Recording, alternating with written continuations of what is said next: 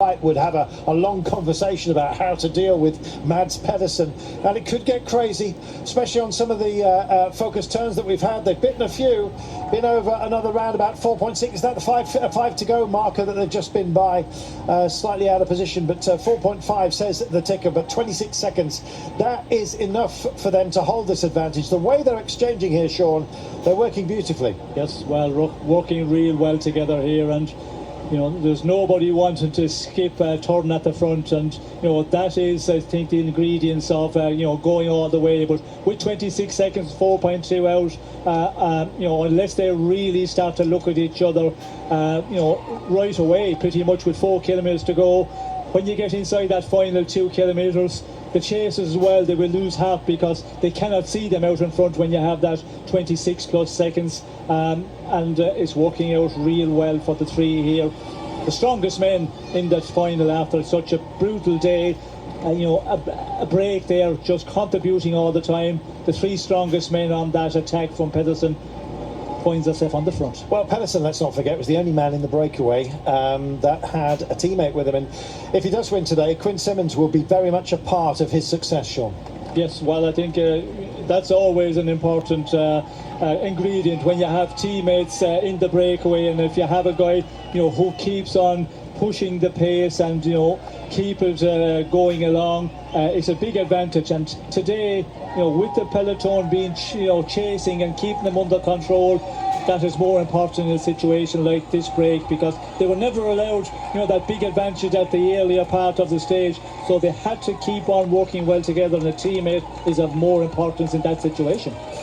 Right, another focused left-hander coming right now, almost doubles back on itself, as you will see. Spits them over to the right-hand side of the road, and they start to pick it up. There are some little ramps that they've got to deal with, and Wright has gone for it. Wright said Fred, he's off and underway. This is phenomenal. Matt Pedersen goes after him, and Ugo All has been gapped here. 3-4 bike lengths. He'll struggle to get back on, but the pace is being kept up. Fred Wright wants a part of this, but so does absolutely everyone. And Ugo says, there's no way you're going to go away from me right now. 2.7 kilometres from home. The road starts to waver just a little bit as it follows the bank of the river here. The next big turn is going to be at about 1.2 kilometres to go. It's a double kink. It's around a quarter of a roundabout. So as you come into it, you basically have to, of course, take that quarter, but it ends up being a double right-hander, essentially, to get through it. Then with about 800 metres to go, we have a left-hander. There's a double left. You don't really get a full view of the finish line until you're probably 200 metres away from the finale. Could be whoever emerges out of that corner first gets the win. Ugo Ull just almost faints it here. You see how narrow it is as well. Some open feet to the barriers here. Never like to see it, but so far out you can't board everything up, and Ull picks it up again. Fred Wright just closes the gap, but tries to do it in as lazy a fashion as he can in order to preserve some energies, and he's going to need all his energies if he's going to see off the challenge from Mads Pedersen, Sean. 1700 metres. Yes, and this is where you have to be careful. The run in, when you get to the kilometre, you have, you know, a left-hander, and then it just turns around to the left to the finish, so just be careful not to get caught out. You know, maybe second position is the best place to be in, but you know, Pedersen will be made aware of this, and you could see the way he reacted there when Fred Wright attacked. You know, he just closed him down, looked in no difficulty at all, and then just rolled up to the front, continue on with a very strong pace. He is really confident here. Here's that quarter roundabout turn that I was telling you about. So they drift over, it's a right-hander, they drift over to the left-hand side of the road.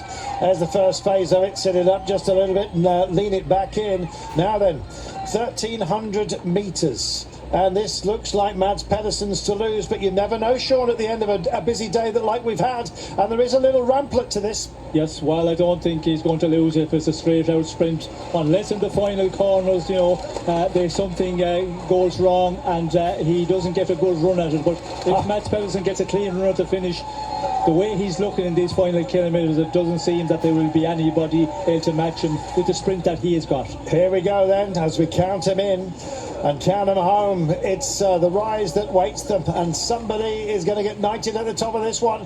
Let's wait and see. It looks like Pedersen's to lose. He looks threatening. Everyone's aware of him. Don't want to jump just before. 600 metres to go. No real sight of the finish line just yet. It has a double feint towards the left, but nonetheless, here we go. Time to pick it up. Pedersen's looking nervous. He knows that Fred Wright's here. Is Fred Wright going to go up and over the top? We go the 500 metre mark. Suddenly the road just bends that gently, so it does so again once more. Here it is. They will see the line. Who's going to set the time for the day? Still can't see it just for the time being. 350, 200. They're counting them in for liftoff. Somebody's got to go for it. Who's going to take the jump? Pedersen comes around. Fred Wright tries to respond. So does Uhl. Fred Wright still comes around Uhl, but Pedersen has struck out here. He's struck gold as well. A phenomenal effort by him. Fred Wright trying to close down this gap, but it's going to be Pedersen. Oh, king of the day, king of the start, king of the breakaway. He had a teammate with him, but in the end, he was able to help himself, and he does so brilliantly. Meanwhile, we look back here, and it's what might have been for Kung, Garner, of course, and Jorgensen. They've TT'd their way to this position, and there'll be a fourth place up for grabs, but it's only going to be minor places for them. And the man who seems to want it most of all is Stefan Kung, who strikes out here. Garner's head goes down after expending so much energy today. He'll be on the throw, a gentleman at that. Kung comes on ahead of Jorgensen, and Garner, my goodness.